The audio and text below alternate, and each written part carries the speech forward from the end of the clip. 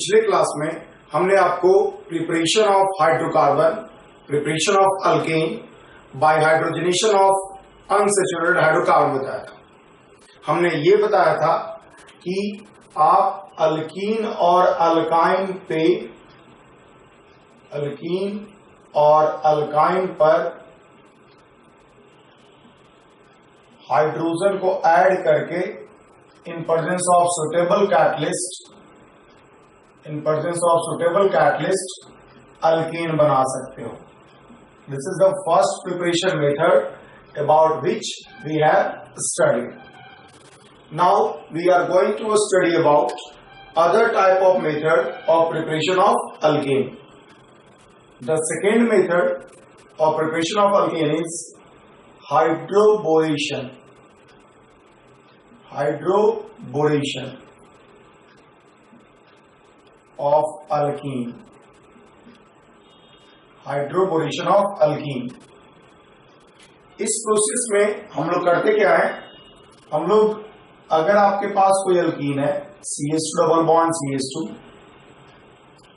इस पे आप क्या करोगे, फर्स्ट स्टेप में आप BH3 THF ऐड करोगे और सेकेंड स्टेप में एक एसिड ऐड कर दोगे जैसे कि CH3COOH, आपको बन जाएगा CH3CH2 CH3 बन जाएगा, मतलब अल्कीन का प्रिपरेशन हो गया है। देखिए BH3 THF is a reagent with Lewis acid character.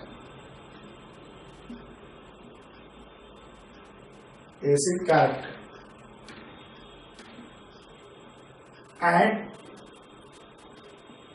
it adds on alkene by a cyclic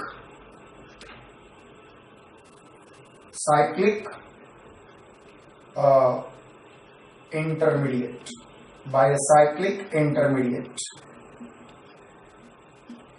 होगा क्या कि मैकेनिज्म की अगर हम बात कर रहे हैं, सब मैकेनिज्म के बारे में हम लोग लिख रहे हैं, हुआ क्या, CH2 डबल बॉन्ड CH2 फिर क्या होगा, BH3 ऐड होगा। BH3 ऐड होगा किस तरह से, HBH2 है ये, ठीक है, HBH2 है ये। गौर कीजिएगा यहां पर हाइड्रोजन और बोरोन में ज्यादा इलेक्ट्रोनेगेटिव है हाइड्रोजन, तो हाइड्रोजन पे होगा डेल्टा माइनस, बोरोन पे होगा delta plus. Hydrogen is more electronegative than boron और इसलिए हाइड्रोजन पे डेल्टा माइनस और बोरोन पे डेल्टा प्लस। जब ये जुड़ेगा तो सिचुएशन कुछ ऐसा होगा, CH2 एक तरफ आप BH2 जोड़ोगे और एक तरफ आप H जोड़ोगे। अब सिचुएशन ऐसा होगा, ये जो बॉन्ड है पाई बॉन्ड वो टूट रहा होगा और ये बॉन्ड बन रहा होगा, ये बॉन्ड फिर टूट रहा होगा और ये फिर बॉन्ड बन रहा होगा। सिचुएशन ऐसा होगा कुछ।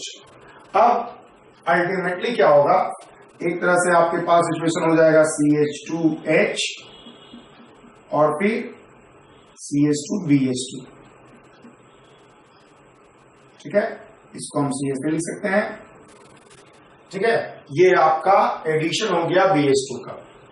आप समझ सकते हो कि फिर क्या होगा, फिर इसी तरह से फिर क्या होगा, CH2 डबल बॉन्ड CH2 फिर जुड़ जाएगा इसके साथ H BH CH2 CH3 और इसके साथ फिर एडिशन करके फिर हाइड्रोजन एक तरफ ऐड होगा, एक तरफ BH ऐड होगा और बन जाएगा आपके पास CH3 CH2 का होल टू BH, ठीक है। फिर आपके पास फिर क्या होगा, फिर अल्कीन पे एडिशन होगा H B CH2 का होल टू और बन जाएगा आपके पास क्या, CH3 CH2 का होल 3 और B। और इस तरह से क्या होगा, आप देख सकते हो हाइड्रोबोरेशन आपका कंप्लीट हो चुका है। ठीक है, तो हाइड्रोबोरेशन इसी तरह से होगा। And then after second step में जो है आपका CH3COOH का एडिशन होगा। देन इन सेकेंड स्टेप जो होगा, जब आपके पास बन चुका है CH3, मान लिया CH2 और का मतलब BH2 को ही रखते हैं, अगर इस पे आप RCOOH ऐड करोगे तो RCOOH क्या करेगा, RCOOH क्या करेगा, ऑक्सीजन का लोन पेयर यहां बोरोन पे अटैक करेगा और ये बॉन्ड को इधर खोल दे। और जब वो बॉन्ड उधर खुलेगा तो अल्टीमेटली आपके पास यहां से H+ रिलीज हो जाएगा और बन जाएगा आपके पास CH3 CH3, this hydrogen will go there and आपका हो जाएगा RC डबल बॉन्ड O और फिर BH2। चूंकि ऑक्सीजन जो है के पास लोन पेयर है, वो आसानी से बोरोन पे अटैक कर सकता है क्योंकि बोरोन को लुईस एसिड कैरेक्टर होगा। यही बात अगर हम इसके साथ करें, जो हमारे पास ट्राई अल्काइनेटेड बोरोन है, उसके साथ भी सिचुएशन यही होगा बिल्कुल। यहां पे बस हम लोग को 3 मोल्स ऑफ एसिड का जरूरत पड़ेगा, बन जाएगा प्रोडक्ट CH3 और प्लस 3 मॉलिक्यूल्स बन जाएगा इसका और बन जाएगा RC डबल बॉन्ड O और का होल 3 और बोरोन। तो इस तरह से आप देख सकते हो कि आपका जो है वो अल्कीन से आपका अल्केन का फॉर्मेशन हो चुका है थ्रू हाइड्रोबोरेशन। अब देखिए इस पूरे मैकेनिज्म में कुछ पॉइंट है जो कि आपको जानना चाहिए, बहुत इंपॉर्टेंट पॉइंट है। पहला पॉइंट ये है कि THF लिया जाता है एज ए सॉल्वेंट। THF का फुल फॉर्म है टेट्राहाइड्रोफ्यूरेन। BH3 अगर आप एक प्रोटिक सॉल्ट, एक इलेक्ट्रॉन डोनर सॉल्वेंट के बिना अगर आप लेते हो तो BH3 स्टेबल ही नहीं होगा, इसलिए THF लिया जाता है ताकि BH3 को स्टेबलाइज किया जा सके। ठीक है, नोट में करके कुछ पॉइंट हम लोग लिख रहे हैं। सबसे पहला पॉइंट यह है कि THF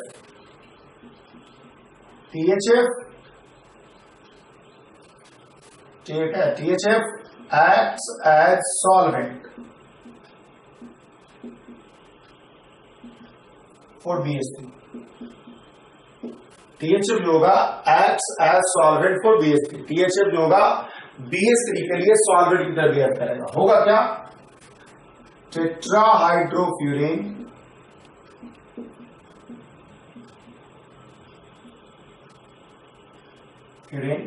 act as solvent of BH3 and stabilize it by electron donation। Tetrahydrofuran, furan आप जानते होंगे क्या होता है। फ्यूरेन का स्ट्रक्चर होता है दिस वन। अगर आप इससे यहां पे 2 हाइड्रोजन ऐड कर दो हट जाएगा, यहां पे 2 हाइड्रोजन ऐड कर दो हट जाएगा, ये दोनों पाई बॉन्ड। यही है टेट्राहाइड्रोफ्यूरेन का स्ट्रक्चर। BH3 क्या है, एक लुईस एसिड है, ऑक्सीजन के पास इलेक्ट्रॉन पेयर है और ये इसको दे रहा होगा। और इस तरह से आप कह सकते हो टेट्राहाइड्रोफ्यूरेन जो है वो BH3 को स्टेबलाइज कर रहा होगा, प्लस माइनस BH3 को स्टेबलाइज कर रहा होगा। और इसलिए टेट्राहाइड्रोफ्यूरेन THF को एज ए सॉल्वेंट यूज किया जाता है फॉर BH3। दूसरी बात यह है, दूसरा नोट में पॉइंट इंपॉर्टेंट यह है, आप देख रहे होंगे कि इसमें जो अल्कीन है, अल्कीन पे BH3 का एडिशन हुआ है और एडिशन होने के बाद जो प्रोडक्ट बनता है वो जनरली लगता है कि एंटी मार्कोनिकॉफ प्रोडक्ट है। हालांकि इस बात को गौर करने लायक है कि ये जो रूल फॉलो करेगा एडिशन रिएक्शन के लिए, ओरिएंटेशन फॉलो करेगा एडिशन रिएक्शन के लिए, वो मार्कोनिकॉफ होगा। क्यों? क्योंकि एक्चुअल में जब हम लोग पढ़ रहे थे मार्कोनिकॉफ एडिशन तो हम लोग जब मार्कोनिकॉफ रूल यही कहता है कि जो इलेक्ट्रोफाइल होगा लेस सब्स्टिट्यूटेड कार्बन पे जुड़ेगा। जनरली जब हम लोग कोई एडिशन रिएक्शन करते थे तो हाइड्रोजन एज इलेक्ट्रोफाइल यूज होता था, हाइड्रोजन पे प्लस होता था, अदर पे माइनस होता था।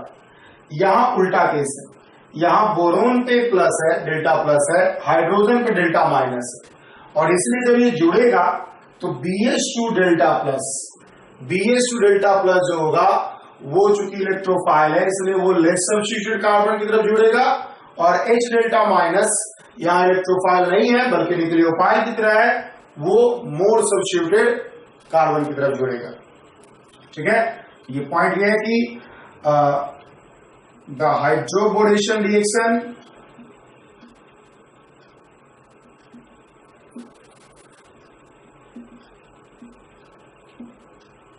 follows Markovnikov rule.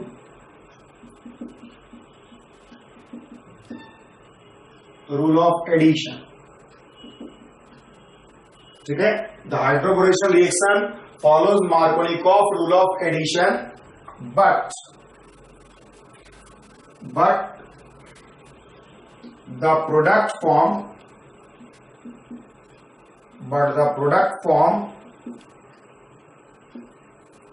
ठीक है, the hydroboration reaction follows Markovnikov rule of addition, but the product form ठीक है seems to be anti-Markovnikov। ठीक है, it is due to behavior of hydrogen as nucleophile in case of BH3, ठीक है। Point ये है आपके लिए कि इन BH3 electronegativity of hydrogen is greater than electronegativity of boron। so जो आपके पास स्ट्रक्चर होगा HBH2, इसमें बोरोन पे होगा डेल्टा प्लस और हाइड्रोजन पे होगा डेल्टा माइनस। हेंस क्या होगा, BH2 delta plus acts as electrophile and hence add on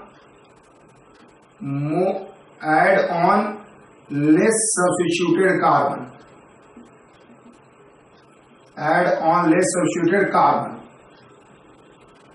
according to Markovnikov rule।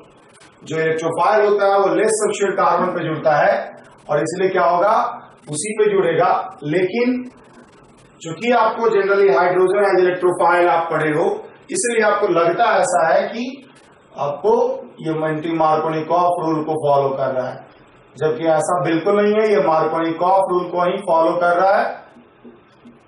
H और BH2 है,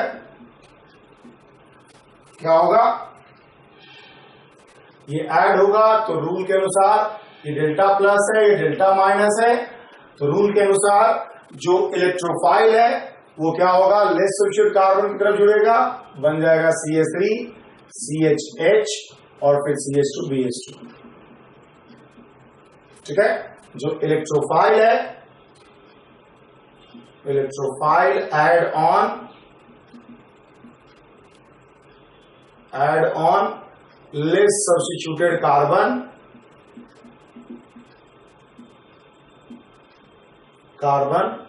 अकॉर्डिंग टू मार्कोनिकॉफ रूल।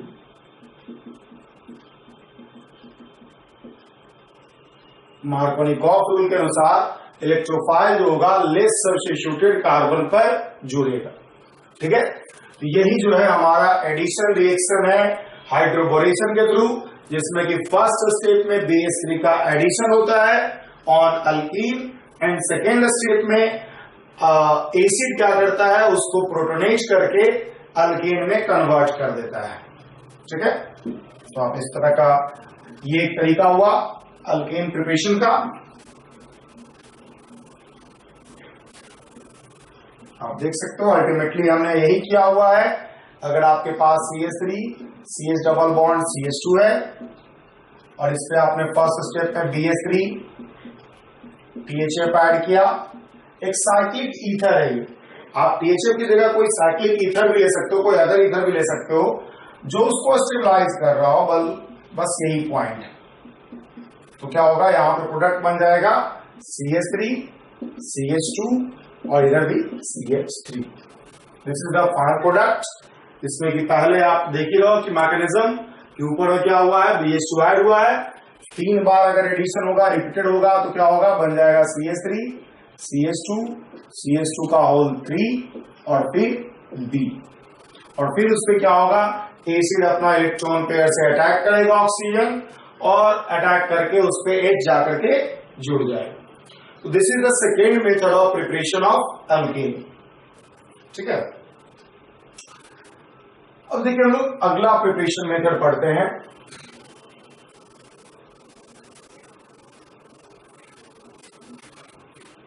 अगला प्रिपरेशन मेथड है दूसरा, by decarboxylation of fatty acid. By decarboxylation of fatty acids.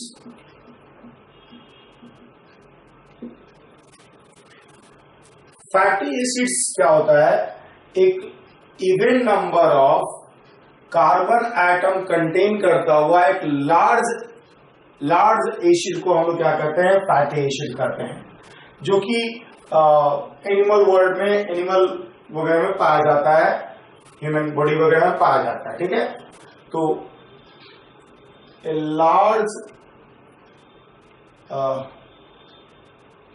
molecule with even number of carbon atom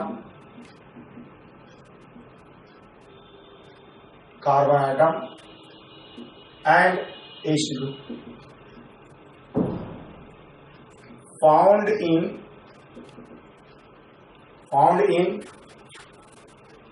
body of animals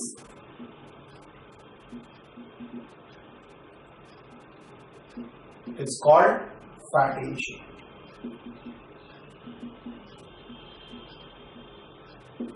actually हम लोग क्या कर सकते हैं, एक्चुअली किसी भी एसिड को, एक्चुअली अगर आप कोई भी एसिड लेते हो RCOOH और इसको आप क्या करते हो, सोडा लाइम के साथ हीट कर देते हो, सोडा लाइम डाल देते हो तो, और दूसरा स्टेप में हीट कर देते हो तो आपको बन जाता है RH, ये बन गया अल्केन। 2 स्टेप में हो। बात अगर हम सोडा लाइम की करें तो soda lime is nothing but NaOH plus CaOH का इक्विमोलर मिक्सचर होता है। NaOH और CaOH का होल 2 का इक्विमोलर मिक्सचर है, इक्विमोलर मिक्सचर। हम लोग सोडा लाइम इसलिए यूज करते हैं, we use soda lime in place of NaOH. We use soda lime in place of NaOH due to caustic action of NaOH. NaOH को caustic action होता है। caustic action का मतलब है बर्निंग सेंसेशन प्रोड्यूस करेगा अगर ये स्किन पे गिरेगा, स्किन के टच में आएगा। तो NaOH का कॉस्टिक एक्शन होता है, जबकि सोडा लाइम का कॉस्टिक एक्शन नहीं होता है। इसमें सोडा लाइम को यूज करना आसान है, आपको मतलब बहुत ज्यादा प्रिकॉशंस लेने का जरूरत नहीं पड़ेगा, रिएक्शन आसानी से होगा। दूसरी बात है कुछ माइल्ड भी कर देता है बेस को, जिससे कारण रिएक्शन जो होगा माइल्ड तरीके से होगा, विगरस रिएक्शन नहीं होगा।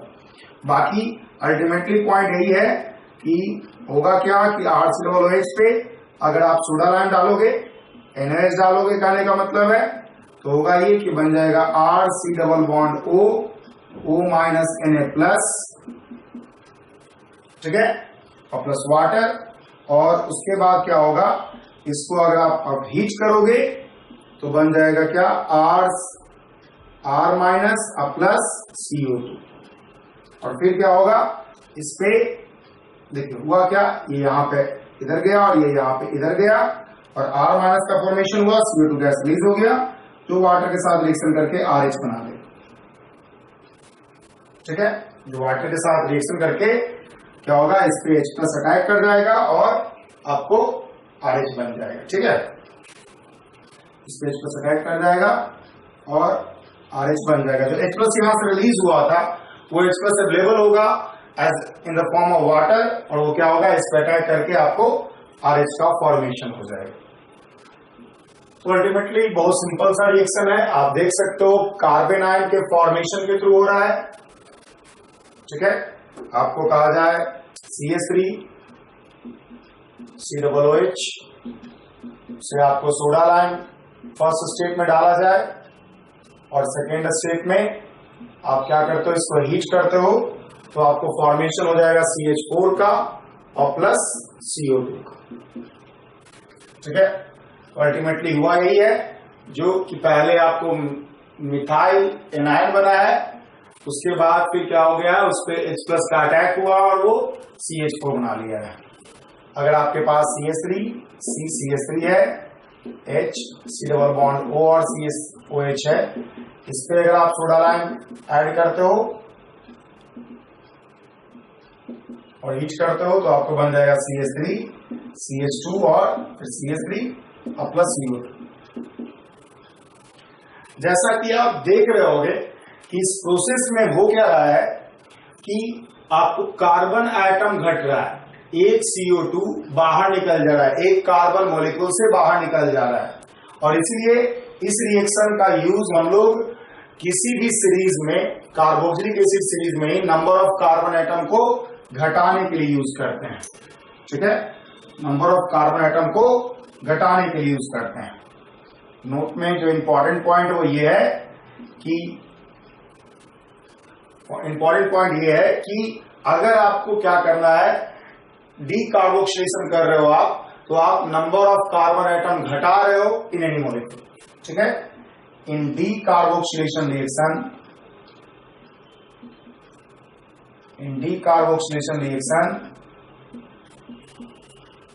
number of carbon atom is decreased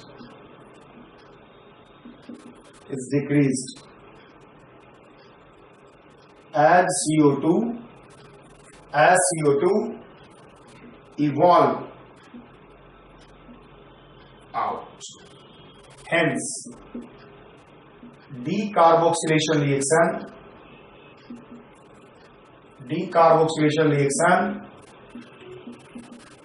is used to descend number of carbon atom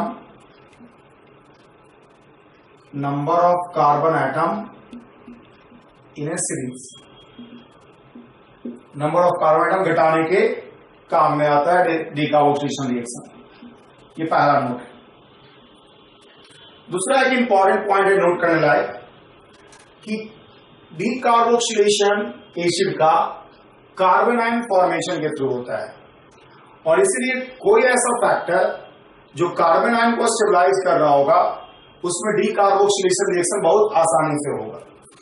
ठीक है, तो decarboxylation reaction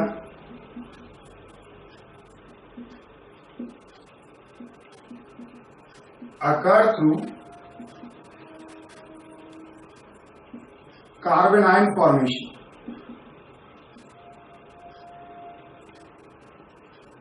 Decarboxylation reaction occur through carbon ion formation, and hence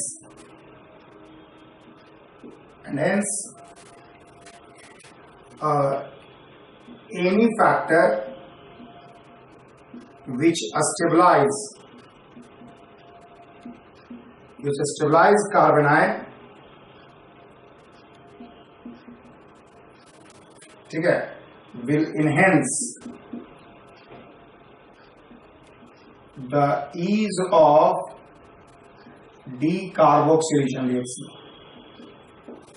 The ease of decarboxylation reaction। Any factor जो stabilise कर रहा होगा carbon ion को, वो enhance करेगा डीकार्बोक्सिलेशन रिएक्शन को।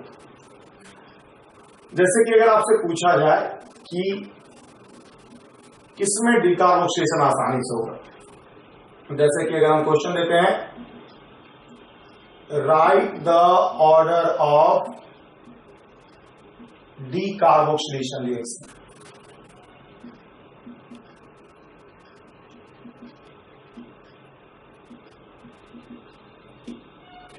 in following molecule. Write the order of decarboxylation reaction in following molecule. CH3COOH, CH3CH2COOH, उसके बाद है CH3 CH CH3COOH, ठीक है। उसके बाद फिर आपको Cl CH2 CH2COOH। अगर हम ये पहला एग्जांपल हमने आपको दिया और हम पूछ रहे हैं कि बताइए कि डीकार्बोक्सिलेशन सबसे आसानी से किसमें होगा, इन सब। तो फर्स्ट, सेकेंड, थर्ड और फोर्थ, सभी में आप क्या करोगे, कार्बन आयन बना लो बाय डीकार्बोक्सिलेशन। इसमें कार्बन आयन बनेगा दिस वन, इसमें कार्बन आयन बनेगा दिस वन, इसमें कार्बन आयन बनेगा दिस वन, और इसमें कार्बन आयन बनेगा दिस वन। आप देख सकते हो कि ये जो ग्रुप है वो प्लस आई ग्रुप है, ये दोनों ग्रुप जो है प्लस आई ग्रुप है, इंडक्टिव डोनर ग्रुप है, और ये ग्रुप जो होगा माइनस आई ग्रुप हो जाएगा इसके लिए। तो आप जानते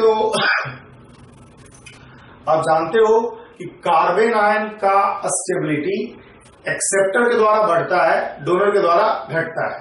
तो सबसे ज्यादा स्टेबिलिटी ऑफ कार्बन आयन जो होगा, स्टेबिलिटी ऑफ कार्बन आयन जो होगा वो आपको साफ समझ में आ रहा है। सबसे ज्यादा 4 में, उसके बाद 1 में, उसके बाद 2 में, उसके बाद 3 में। इसलिए ईज ऑफ डीकार्बोक्सिलेशन, चूंकि हम लोग जान रहे हैं कि ईज ऑफ डीकार्बोक्सिलेशन क्या होता है, लोग यही लिख देते हैं, ease of decarboxylation directly proportional to stability of carbon ion. Stability of carbon ion जितना ज्यादा होगा, ईज ऑफ डीकार्बोक्सिलेशन उतना ही ज्यादा होगा।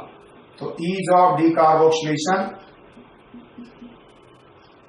आप आसानी समझ सकते हो, सबसे ज्यादा होगा 4 का, एंड देन आफ्टर 1 का, एंड देन आफ्टर 2 का, और सबसे कम 3। ठीक है। तो ये जो है order of decarboxylation reaction in following molecules. अब देखिए,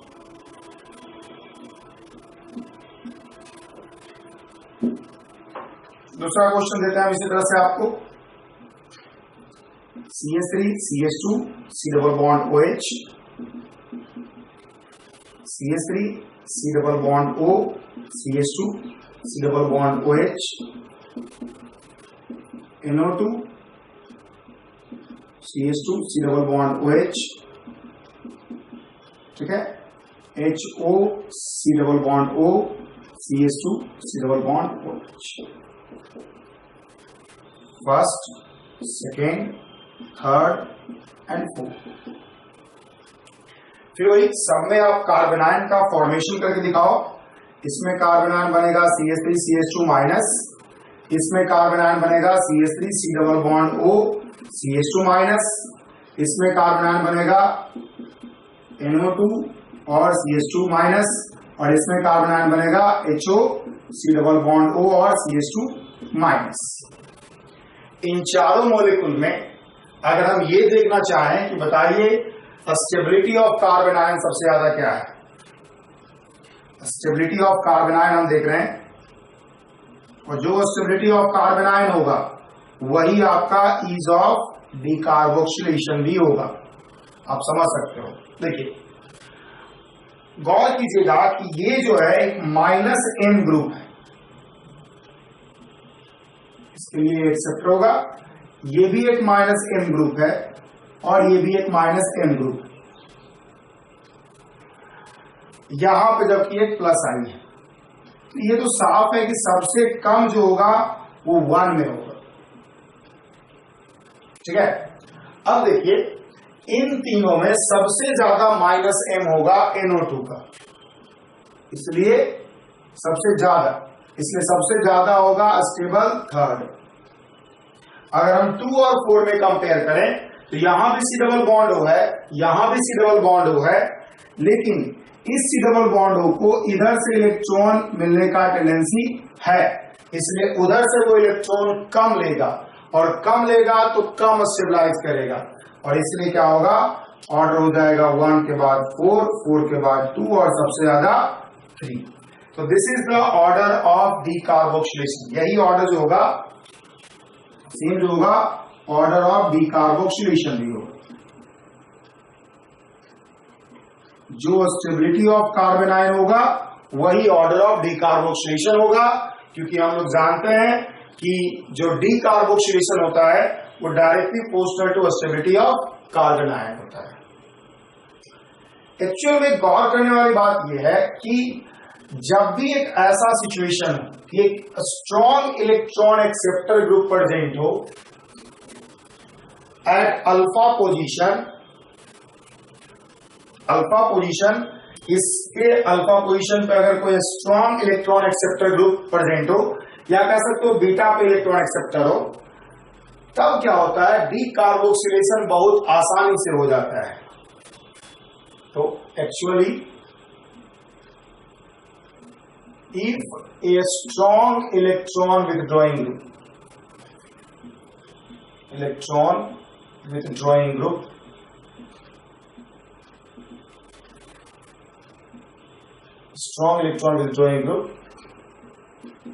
is attached at alpha position of an acid, decarboxylation reaction occur easily। Decarboxylation reaction तुरंत हो जाएगा, बहुत आसानी से होगा। अगर एक इलेक्ट्रॉन विथड्रॉइंग ग्रुप प्रेजेंट है alpha position of N acid पर, एसिड के अल्फा पोजीशन पर कोई एक इलेक्ट्रॉन विथड्रॉइंग ग्रुप लगा हुआ है, तो डीकार्बोक्सिलेशन बहुत इजीली हो जाएगा। मतलब साफ ये है कि आपको अगर ऐसा दिया जाए CH2 डबल बॉन्ड OH, इस पे आपको सोडा लाइम डाल करके दूसरा में स्ट्रॉन्ग हीट करना होगा। जबकि अगर आपके पास ऐसा हो CF3C डबल बॉन्ड O हो और CH2C डबल बॉन्ड O और OH हो, इसमें अगर आपको डीकार्बोक्सिलेशन करना है तो सिंपली ना ही सोडा लाइम ऐड करने का जरूरत पड़ेगा, ना ही कुछ ऐड करने का जरूरत पड़ेगा। सिंपली क्या होगा, CH3CH2 हो जाएगा। सिर्फ माइल्ड हीटिंग करने का जरूरत पड़ेगा, ना आपको सोडा लाइम ऐड करने का जरूरत है, ना आपको जो स्ट्रॉन्ग हीटिंग है वो रिक्वायरमेंट है। माइल्ड हीट करके ही डीकार्बोक्सिलेशन रिएक्शन हो जाएगा। अब देखिए इसको समझें कैसे। दिस इज ड्यू टू पहला formation of A stable anion, stable carbon ion, एक स्टेबल कार्बन आयन का फॉर्मेशन होगा और इसलिए क्या होगा, इस तरह का आपको स्टेबल कार्बन आयन बनेगा। दूसरा है फॉर्मेशन, दूसरा है decarboxylation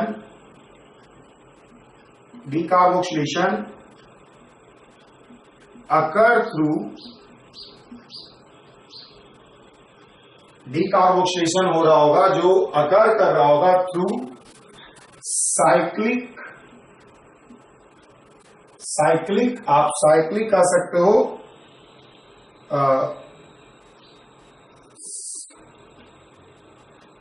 cyclic compound formation by hydrogen bonding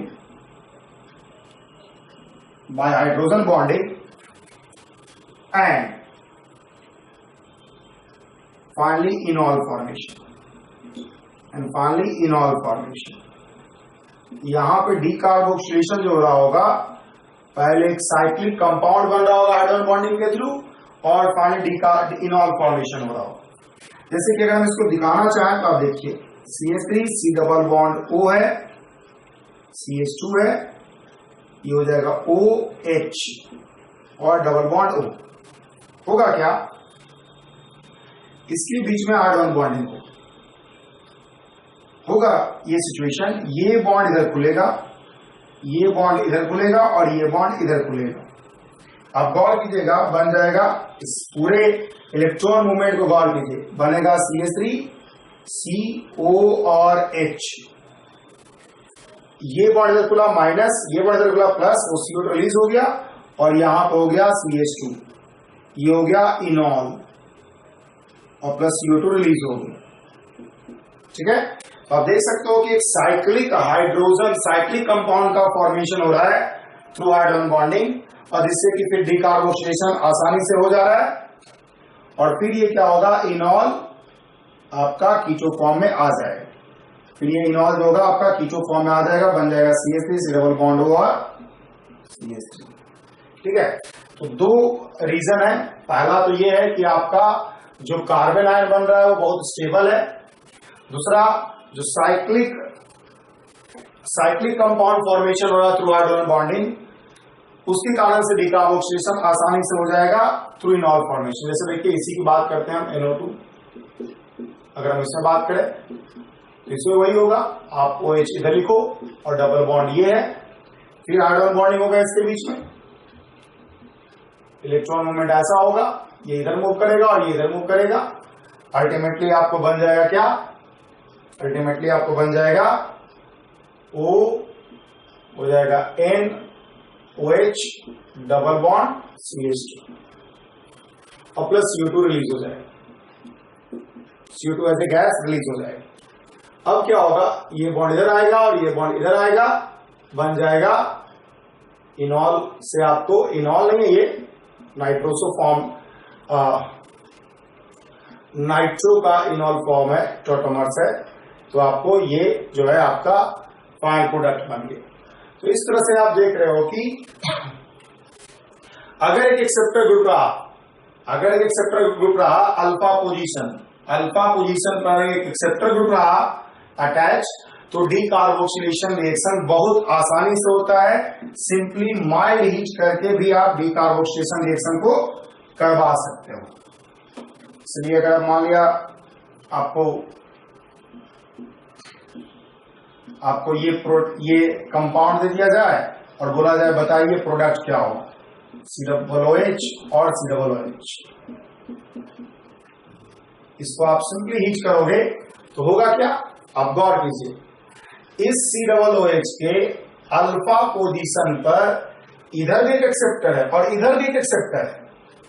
अगर हम बात करें तो ये भी एक एक्सेप्टर है, मतलब माइनस जो बनेगा यहाँ पे वो हाईली स्टेबलाइज होगा, इधर से भी और इधर से भी, इससे तुरंत आपको क्या हो जाएगा, बन जाएगा दिस वन,